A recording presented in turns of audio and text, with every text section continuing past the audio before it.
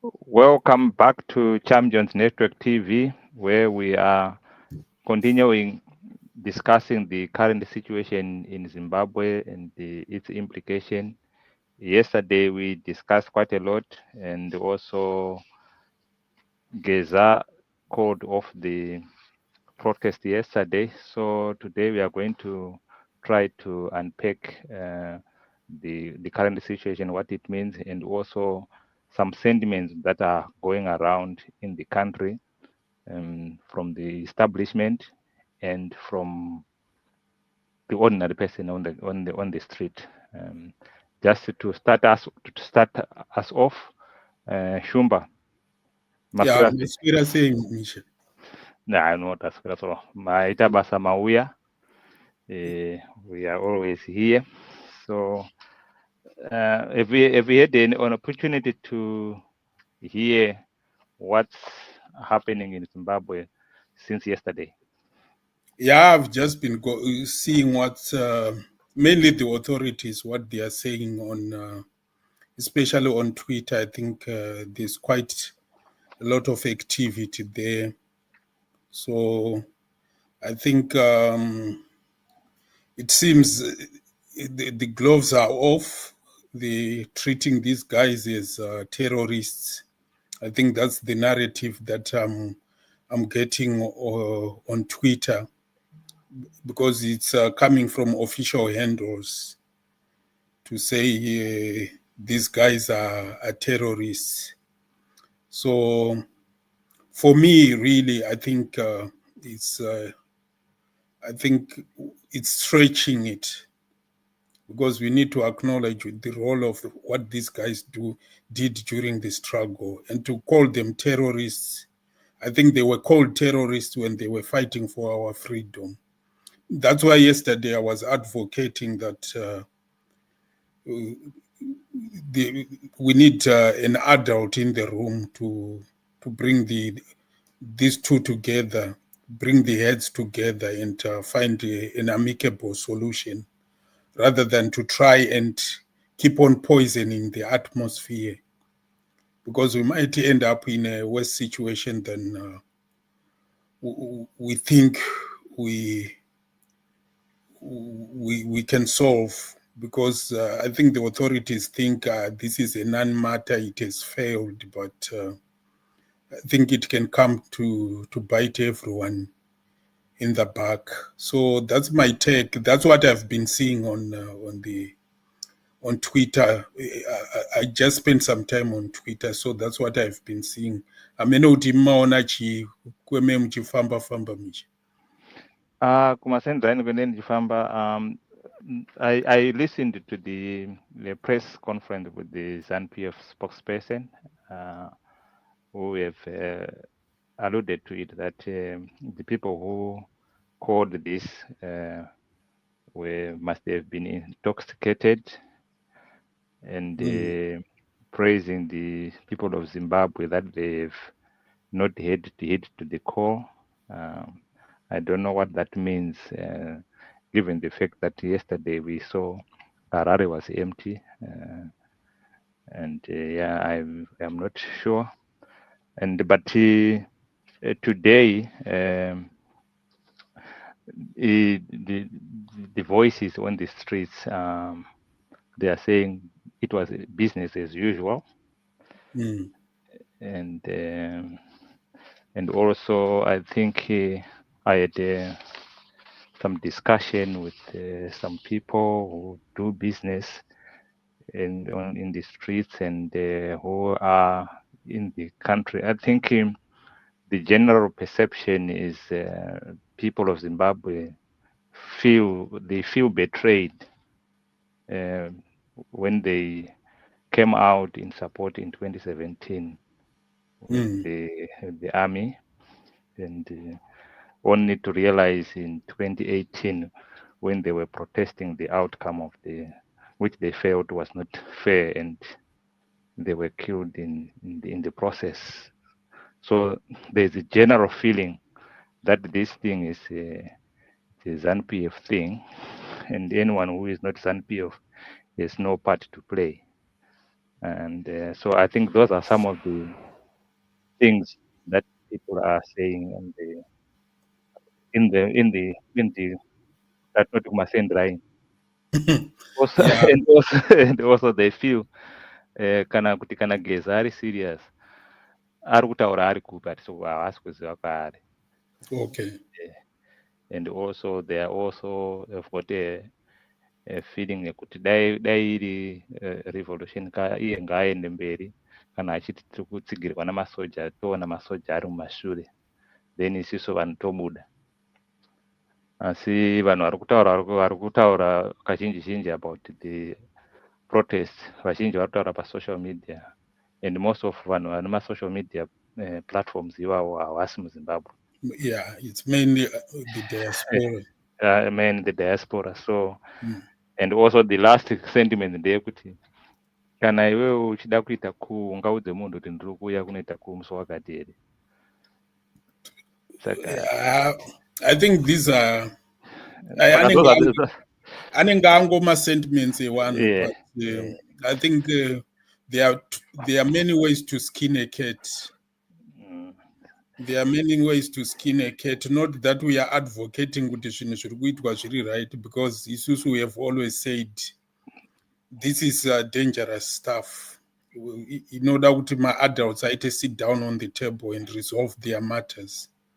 Because if people's egos override the interests of the nation, we might end up in a worse situation than what we are intending to do. So, to me, I think the population is frustrated, and I think the coming of the Second Republic really gave people hope. But people feel betrayed, and they see this as an internal ZANU thing. But I don't think we can really say it's just an internal ZANU thing, because it's now impacting on the nation. There's anxiety in the nation, so it cannot remain purely a ZANU internal fight. So that's why we are saying cooler heads must prevail. Whether if it means these guys talking to each other and resolving their matters, but also the government needs to know people are disgruntled and things need to be fixed. Some of the things that we highlighted yesterday, that they need to be addressed as a matter of urgency, really. And maybe to just drive home your point, I think there was a time we had a discussion, given the hostility that South Africa is having towards America and what can happen in South Africa, and if anything happened to South Africa as Zimbabwe, if we are not in a position to stabilize the situation, it can go the other way. Do you want to elaborate on that one? Yeah, I think it also touches on this that the little clip we played yesterday, and I went on to listen to the whole conversation today. It's quite disturbing. That's why I was saying that it's really unfortunate that we could be displaying this kind of instability within our own country when we don't even know the repercussions in terms of geopolitics. Because right now, I think if you listen to Aaron Banks talking, he actually said they had several audiences with Trump, and the plan is Trump is coming to Africa.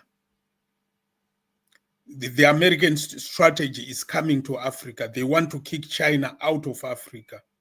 And I said, Zimbabwe is some of the biggest Chinese investments.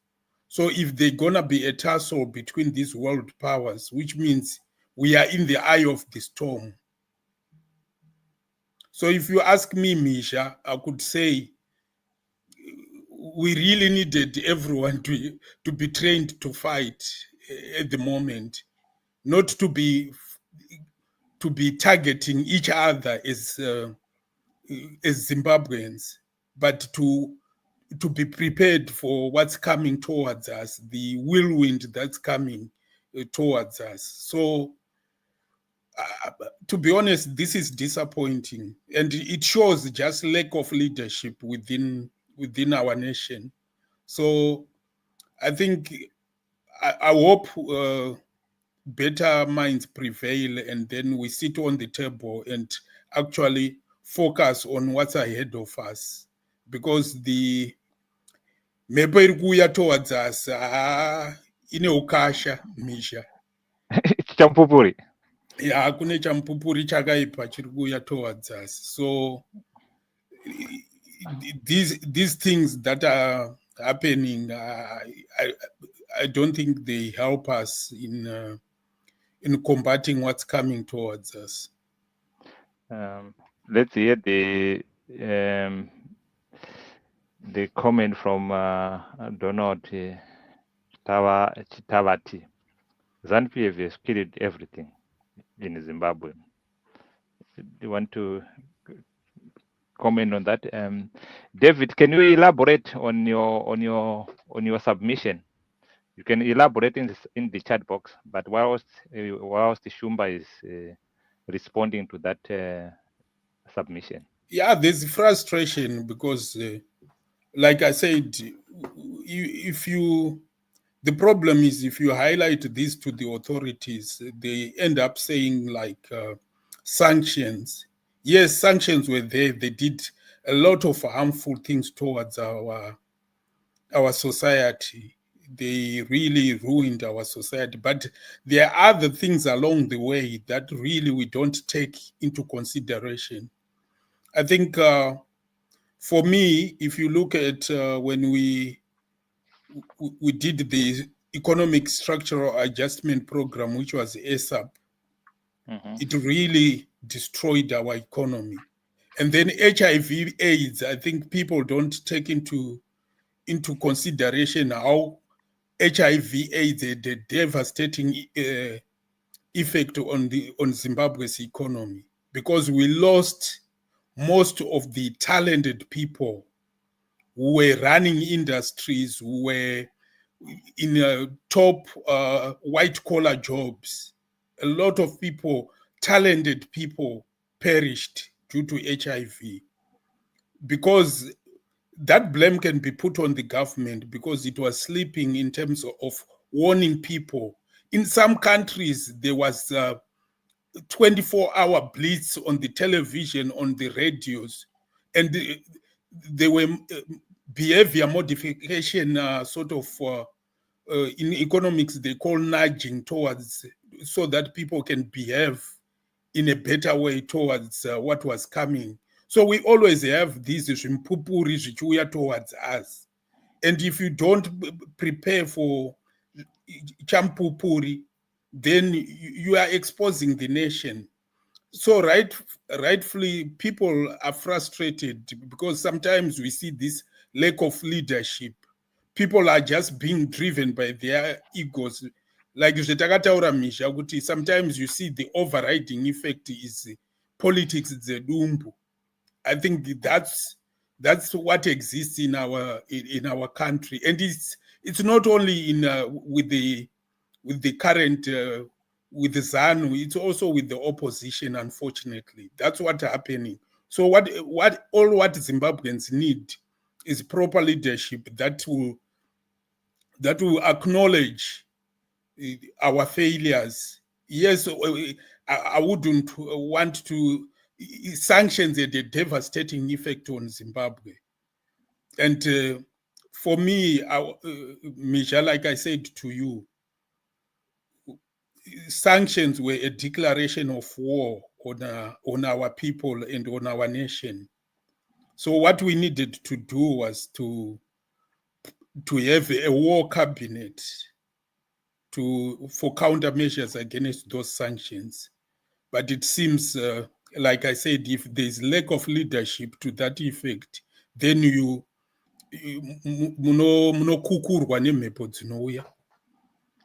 And I think Apart from the HIV pandemic that took away the best of our brains, some of them, we also have got this brain drain. People going into the Yeah, diaspora.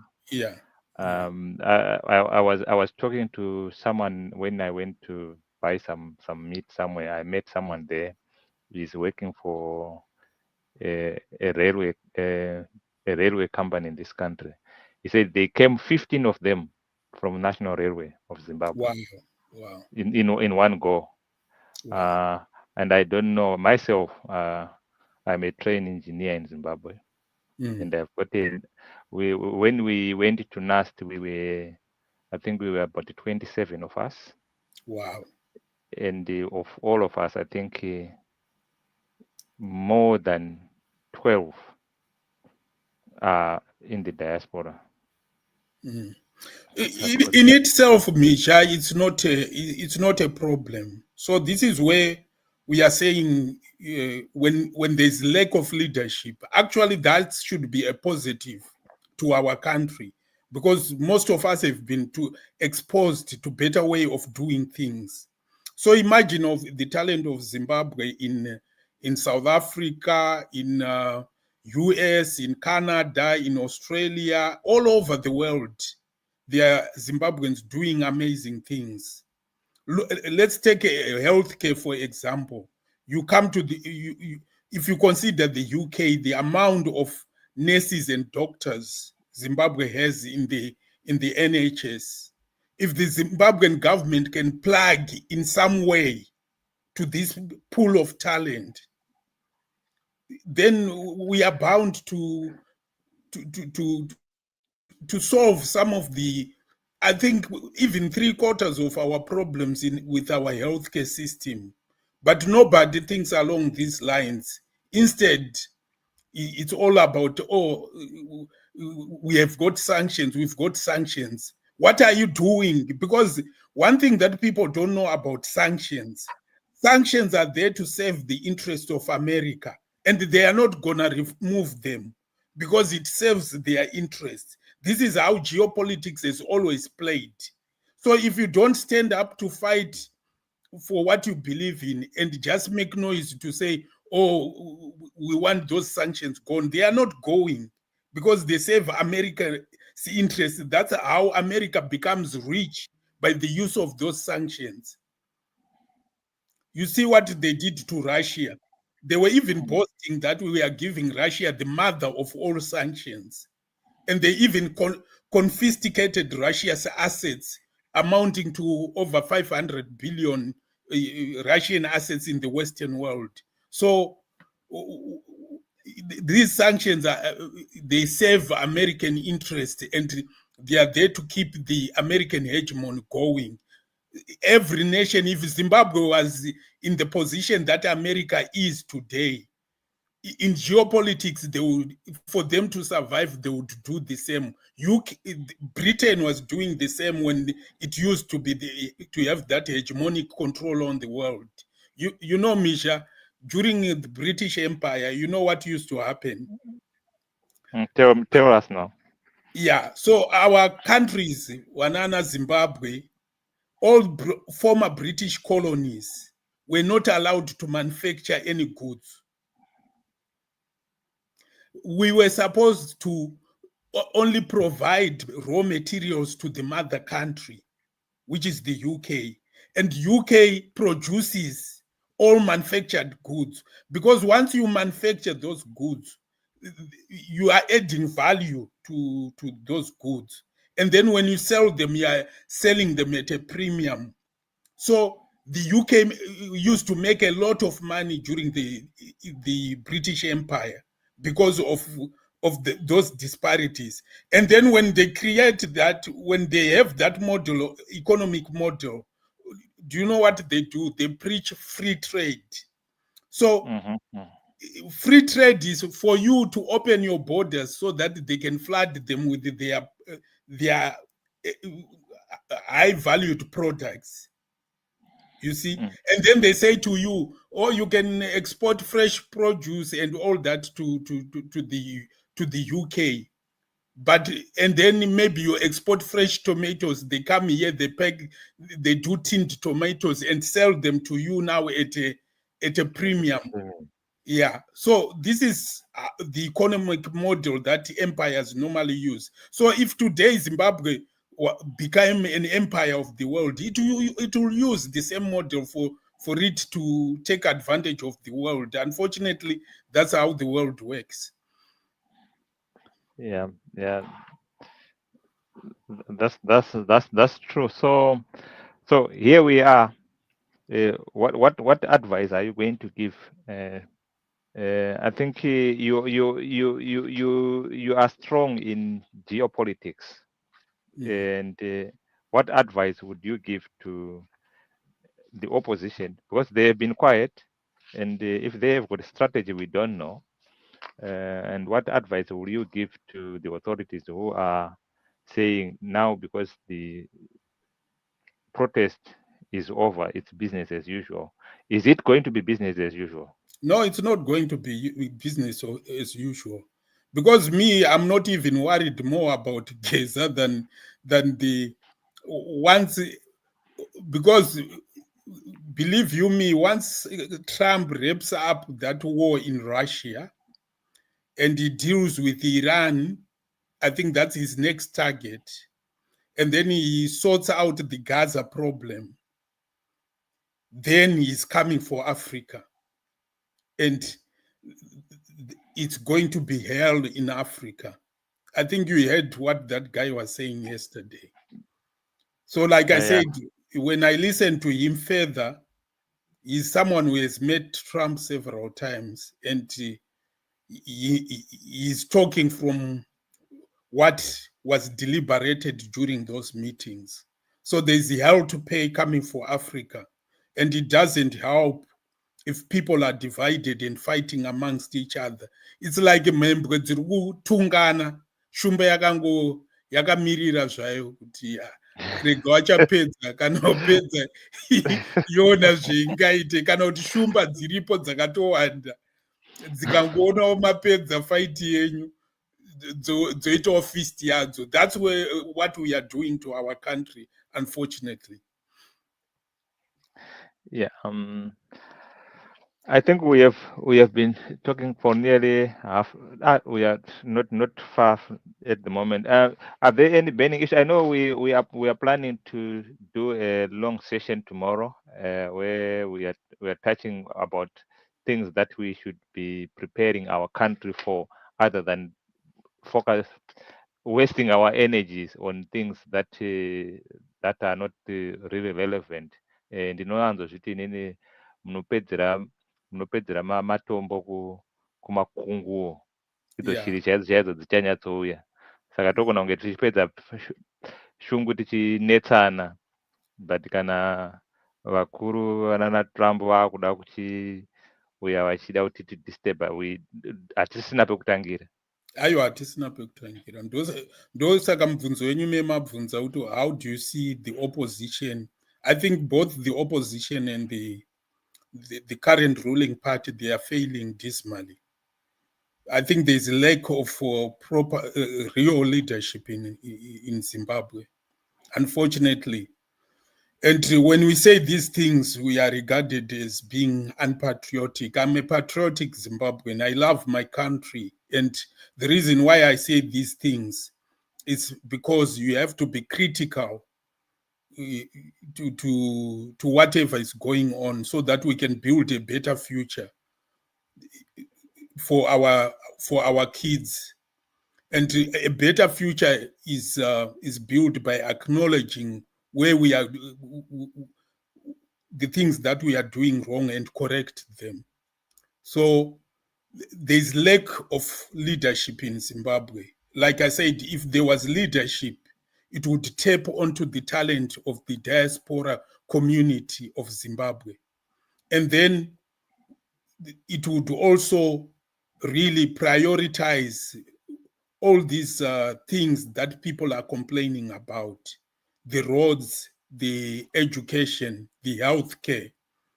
If we prioritize those, and then we put Zimbabwe on a better foundation for the future. But all we hear is just sound bites. Oh, this is being done, this is being done. But there's no proof that the, the, the, the pudding is in the eating. And if you look, you're not seeing that.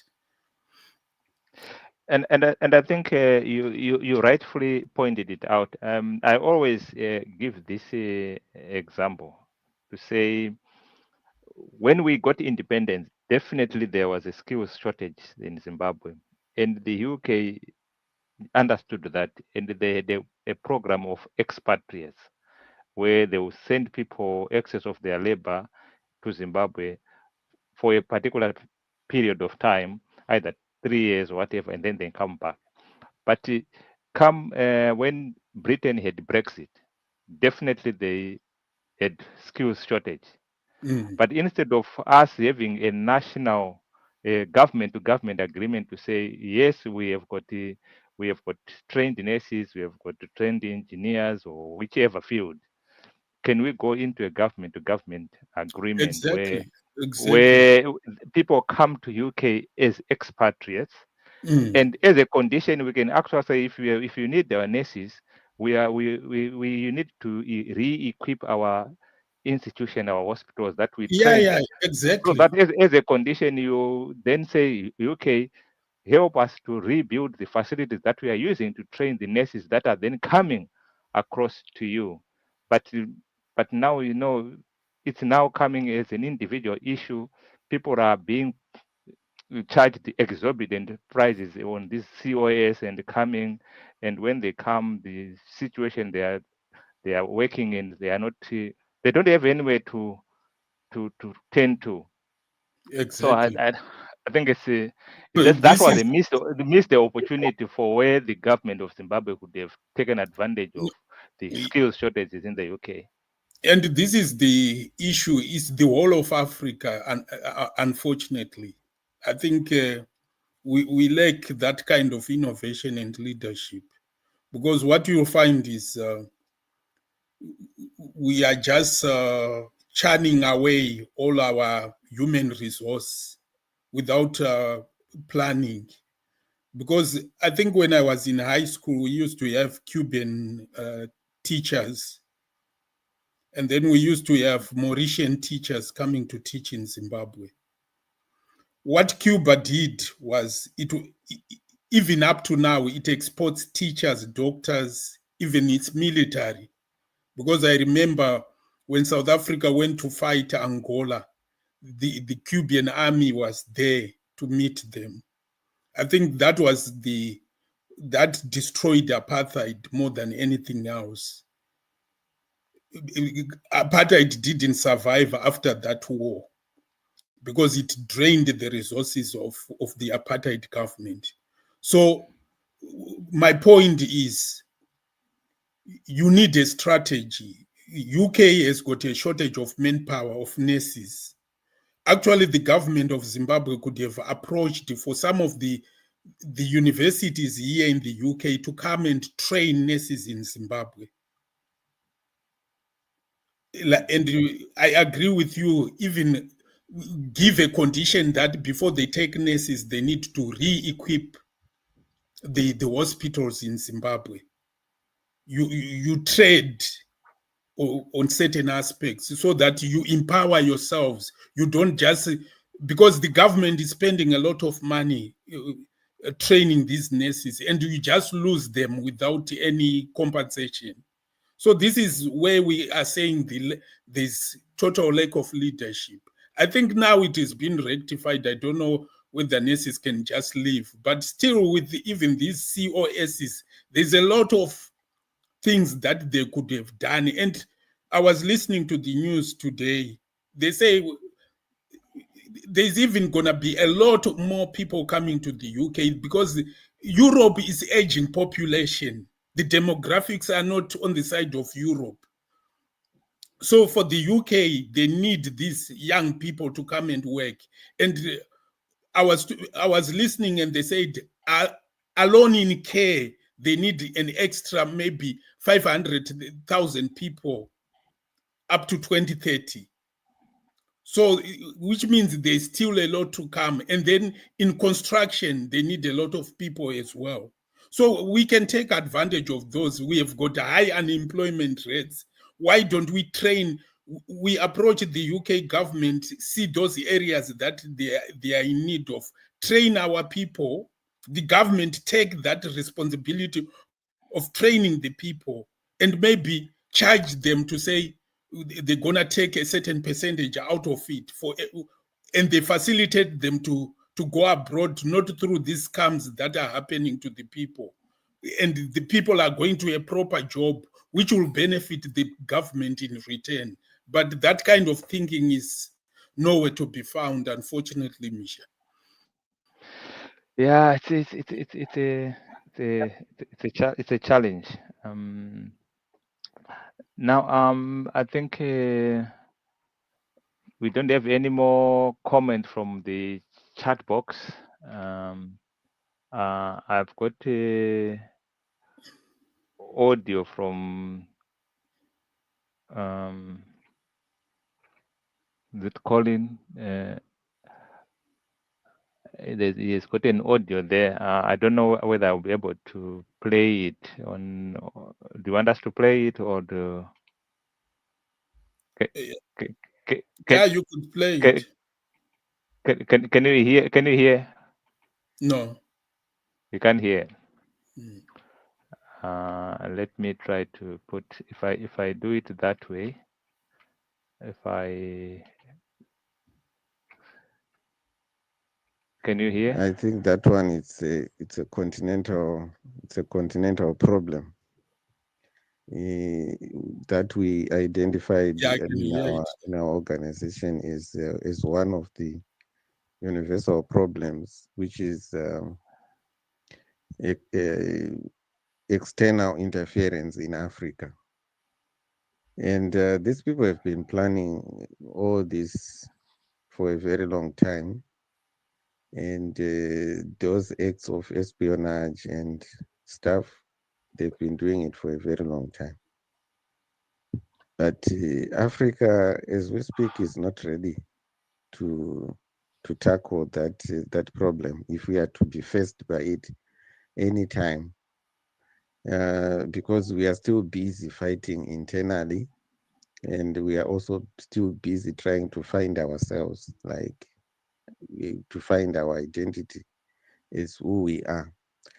Because as soon as we find our identity as Africans, we will all understand that as long as you have got a black skin, we are related, and we need to fight our battles together.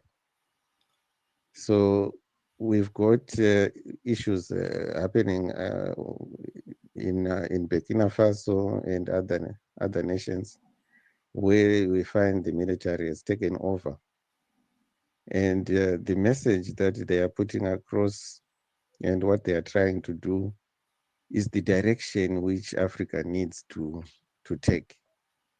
Like Burkina Faso, we need to self-sustain, you know, and also we need to have a clean leadership like that one in Burkina Faso, where they stand for the people, not for their personal benefit, where they respect the wealth of the country as the wealth of all the people that belong to that country, just like Africa.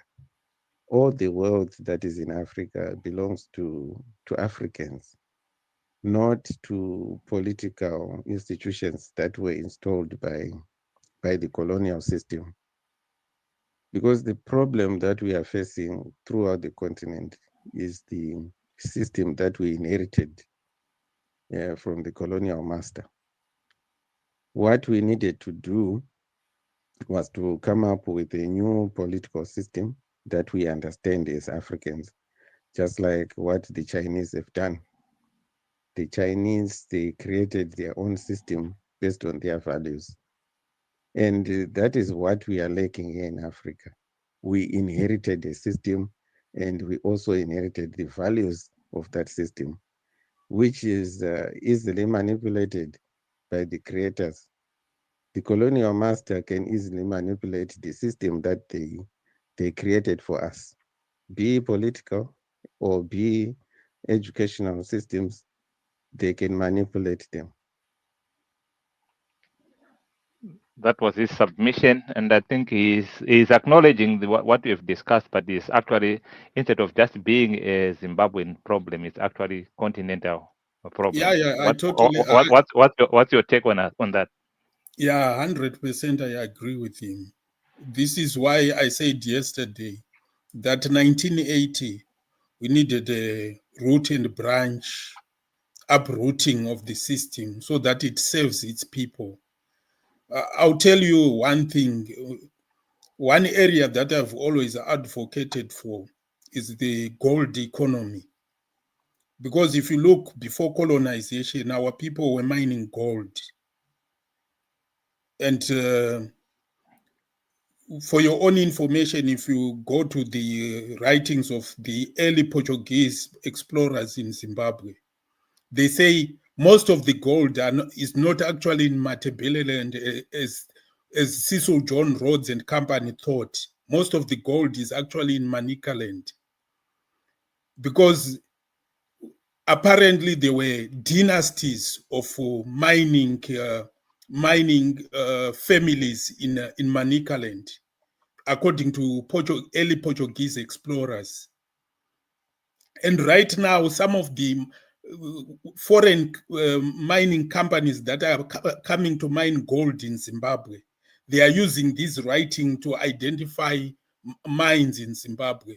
So what's my point with that? My point is, we used to have a gold economy, and we used to trade that gold for arms.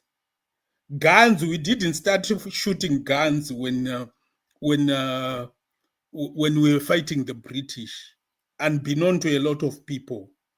If you read the fights between the Portuguese and some of the Manicaland kings in Manicaland, they were using guns, those kings. So they were trading their gold for arms. So what eventually happened was, when the Portuguese saw that, that's why when you colonize a nation, you put in laws that deprives the local population of power. So that's why you find the mining laws were meant only for, it was difficult for a black person to operate a mine in Zimbabwe during the Smith regime or during the white regime. Why? It's because if I've got a gold mine, I'm making millions of dollars. What stops me starting to buy arms to fight them? So when we got our independence, those were the laws that were supposed to be opened up. Of course, now it is opened up, but I don't think it's fully opened up enough.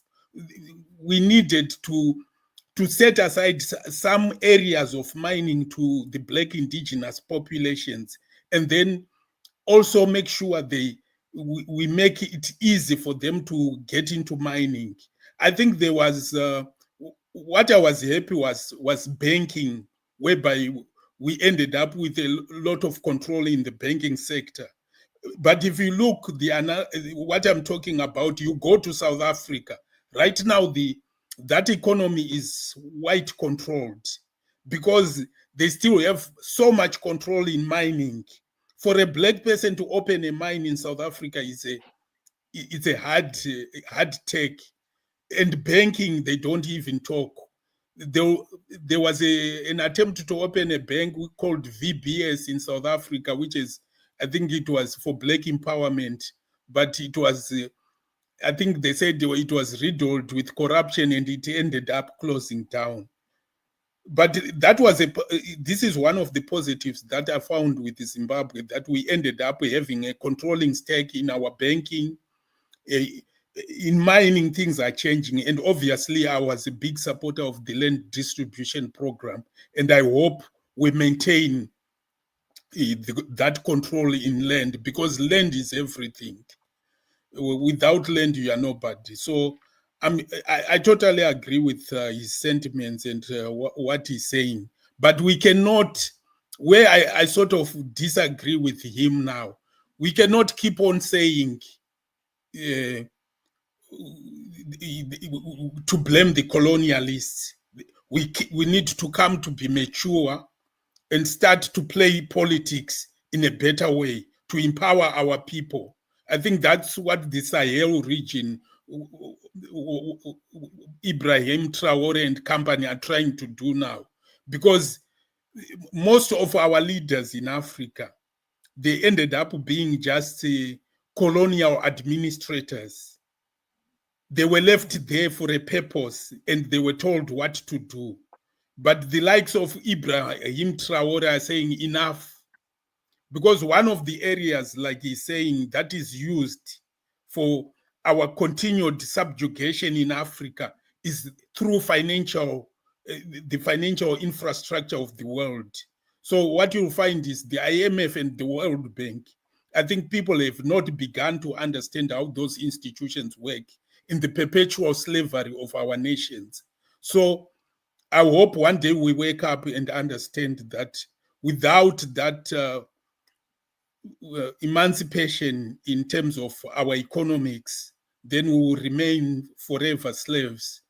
And I'm hoping that we sort of start transitioning. For me, I would love to see Zimbabwe going towards gold. I think I reached out to the authorities in probably 4 or 5 years ago to say they needed to move to gold. And look at the price of gold now. The time I spoke, I think gold was 1,200, and now you're talking of gold being over 3,000.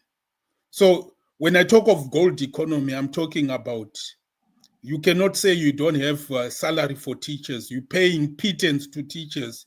You're paying pittance to civil servants.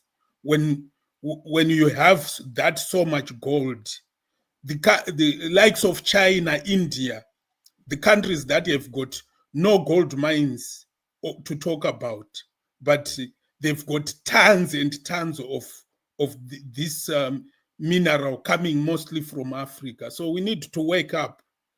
We need to innovate. I think what I would recommend people to read is to read into the history of the Krugerrand in South Africa. And Misha, here in the West, in as much as they don't want it to be apparent that gold anchors most of their currencies. Because right now, you can buy gold bars, gold coins here in the UK. I've lived in Australia. It's a big gold economy. If you go France, you go wherever, it's easier for people in the West to be keeping gold, especially they are rich. You go to Switzerland. Switzerland is known to store a lot of gold for the rich people. And when there are rumors of war like this, gold has been always an escape in times of crisis, because there are rumors of a third world war if things really does not go according to plan with the Russia, China, and the US. So that's why you see the price of gold going up, because from all human history, gold has been a safe haven in times of crisis. So I'm hoping that we use our gold to the benefit of our people, because we work on that debt every day. But there's no excuse to say we have got no money for teachers, we've got no money for our soldiers, we've got no money for our civil servants. When we work on that debt, if it means paying our teachers and soldiers in gold coins, so let it be. That would be my own analysis on it. Yeah, let me admit Divine, I think is trying to join us. Okay. Hello, can you hear us? Hello? Hello? Can you hear us?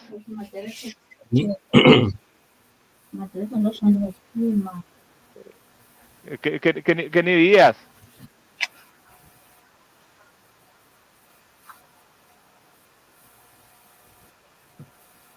I can hear some background noise, but I think maybe he's muted or he's not muted. Can you hear us?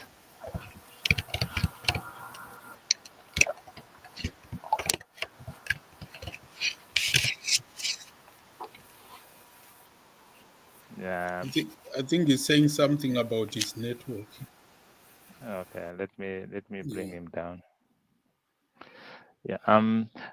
So I was just bringing the comment from Brighton. I think he put it on when we began to talk about the vulnerability of Zimbabwe and whilst we are trying to squabble, and also when Divine tried was audio was playing. So he said yes. I thought maybe he was agreeing to the sentiment that was that was being expressed. I don't know. What do you take of it? And Brighton, if you wanted to expand on your yes, it would be very helpful if it put it in the chat box. Yeah. No. I would just add on to. Was it Colin who put the voice message? Yeah. It's calling here. It's Yeah. calling here. Yeah, because this is the other thing that I normally fight with the Pan-Africanists. I hope this goes to our young people across the continent of Africa, because, I always say, put your money where your mouth is. The guy we were talking about, Aaron Banks, the one I'm saying is warning us what's coming towards our way. He's a billionaire. He funded the Brexit. That was the exit of the UK from the European Union. So normally, what I've come to find with what happens in the West, all these people with a lot of money, they influence a lot of things that happen in the society. So in Africa, I think our rich people, they haven't taken cognizance of that to sort of influence policies because of those riches that they've been blessed with. So as a result, you have like mercenaries just doing whatever they want in Africa. Yes, we can talk of Pan-Africanism, but Pan-Africanism should have the teeth. I could think Pan-Africanism should come with anti-mercenary sort of strategy, whereby they are funding for people to go across Africa in a sort of counterinsurgency to push back against these mercenaries that exist on the continent. But we don't do that. We just preach Pan-Africanism. Pan-Africanism needs to be funded, and it needs to bring all Africans together. And if we keep on saying we get controlled, they will never stop controlling us. We need to wake up and do things that make us to be free and to control our own destiny. I think that's what I can say to him. Right. I think we are now coming to the end of our broadcast for today. I don't know if you've got any final word, 1 minute or 30 seconds. Yeah, just to say, like we are saying, we will keep on emphasizing that, to be honest, we hope our authorities will reckon that they really need to talk about this thing, because it just keeps the country in a vulnerable position, and they need to address the matters that are affecting the nation as a matter of urgency. We are patriotic Zimbabweans. We're looking for for solutions that can move our country forward. Our country is a paradise. It's blessed with riches, mineral resources, and with human resource. So we can make it if we want to, and everyone can enjoy the richness of this country. I was reading. There's this very clever guy. He wrote this article in 2013. His name is Zoltan Posa. He's a very good analyst in geopolitics. He's exceptionally good. Most of the things we see today, he actually predicted it. He wrote a paper written War and Encumbrance of Resources. So according to this paper, he foresaw that the period that the world is going into, there will be a fight over resources.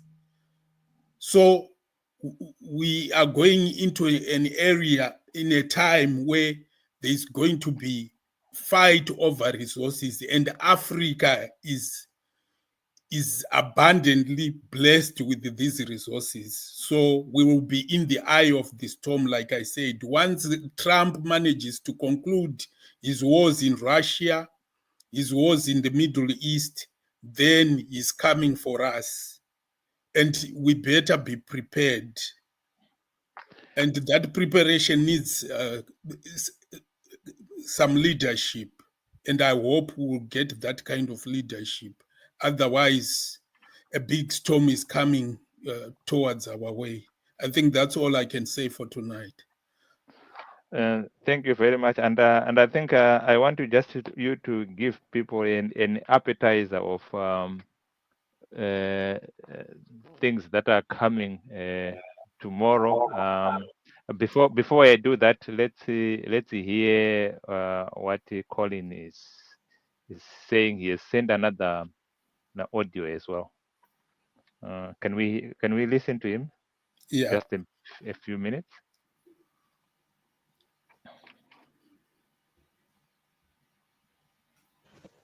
It's unfortunate my network could not allow me to join the panel. I wanted to contribute there and participate, but the network today has let me down. In fact, what I wanted to say is that the issue of colonial master, we cannot brush it aside, because then it was the source of the problem, and today it is also the source of the problem. So we cannot really ignore it. If we are to solve these problems, we need to understand exactly where the problem is coming from. But anyway, time is not on our side. Maybe next time we have a discussion on this fully, where we'll be talking in detail about where the source of the problem is coming from and what should be the way forward for the continent.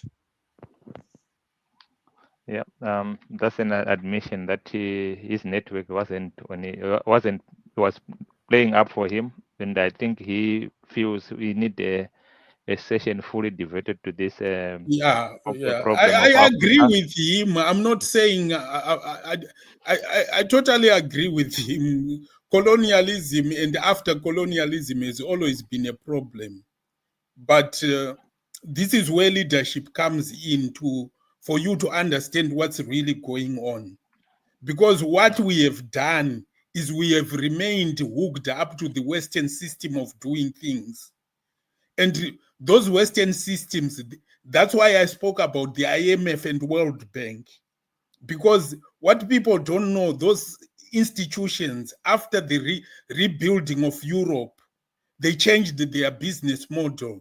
Their business model, as it stands now, is the debt of developing nations. And they make sure, when they come like to Zimbabwe, they will tell you Zimbabwe needs to restructure its debt, right? And then who do they bring along? They bring the big banks in America, the Goldman Sachs, the Citibank, the JP Morgan. They are the ones who are restructuring your debt in Zimbabwe. Maybe the IMF have given you 20 billion. And then we have some multilateral creditors like the Paris Club, like some banks in the UK here that come to do that kind of business. It's a big business of our debt. I was reading, if you read the Zambian debt problem, that's when you realize how big this is. So as a result, we are kept in perpetual poverty. They know what they are doing. So they will keep us in perpetual poverty. Today, Zimbabwe will be saying, oh, they defaulted on their debt. And they say, oh, we will restructure your debt. And then you don't do anything in terms of education, in terms of healthcare. To them, this is a cash cow that keeps on just bleeding the nation money. And because there are a few people who benefit there, after they give you 2 billion today, next year they are coming for another 2 billion. With another 2 billion in restructuring. But what you'll find probably maybe 3/4 of that money, probably it doesn't stay on your books. It's taken away with them. Because those banks, they are being paid through that 2 billion they have promised you. So this is where we are. And until we change from those systems, we'll continue to be enslaved by but we've got an opportunity to change those things. That's why I always say you need your best brains and brains that are not selfish, that serve the interests of the nation. Not because the problem we have is most of us are Western educated, and we have those biases towards the West. So if the IMF is coming to say, let's implement this, we are quick to jump to say we think it's for our own good when it's not. So we need to, I think we need a bitter pill, in other words. If we're gonna have leaders of the future, if we're gonna have young people listening to now, we need to say no more aid. We start from scratch without any aid. We might suffer for a few years, but we'll be building a lasting future for the nation. Right. Thank you. I think we have exhausted quite a number of issues. I wanted you to give a taster of what we'll be talking about. It is not going to be tomorrow. It is going to be Thursday, because I think I have looked at tomorrow. My tomorrow is a bit occupied, so we will do it on Thursday. And I think as a way of retooling our nation, you are coming up with a new deal, maybe just a 10 seconds tester so that people can anticipate what to hear on Thursday. Yeah, so on Thursday, I think we're going to touch on the new deal. We want a new deal for Zimbabwe. So I'm taking this from after the 1929 crash of the US economy. There was devastation in the US, loss of jobs, and high unemployment rates. So what the president then, Roosevelt, did, he came up with a new deal. And that new deal provided jobs for the nation.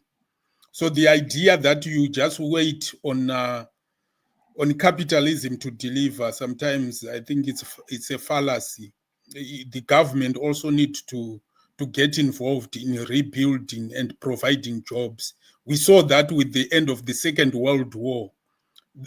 When America provided money to European governments to rebuild, it was the government that was pushing for the rebuilding of Europe. So that money was being channeled through either private enterprises, but through government works as well, to provide jobs and build the nation. So we think this also applies to Zimbabwe. We need a new deal for Zimbabwe.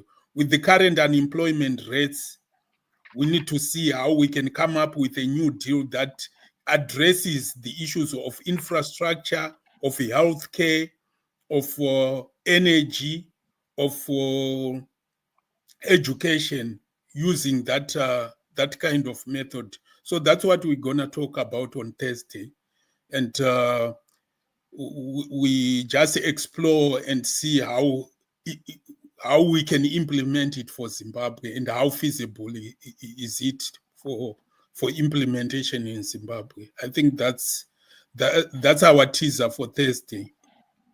Thank you very much, Shumba, and I can't thank you enough for your valuable time. And I think it's clear Zimbabwe stands at a critical juncture with the political tension affecting governance, human rights, economy, development, and the world's challenges remains. Solutions require dialogue, will require thinking, legal accountability, citizen engagement. We will continue to talk and develop, as Shumba has indicated on Thursday. We will be exploring how the concept of the New Deal can actually pave way for a solution to our challenges in Zimbabwe. Not forgetting that, yes, there's still political tension, but we need to be thinking beyond the squabbles that we are having at the moment. So thank you for watching. Good night, everybody. Oh, thanks, Misha. Good night. Good night.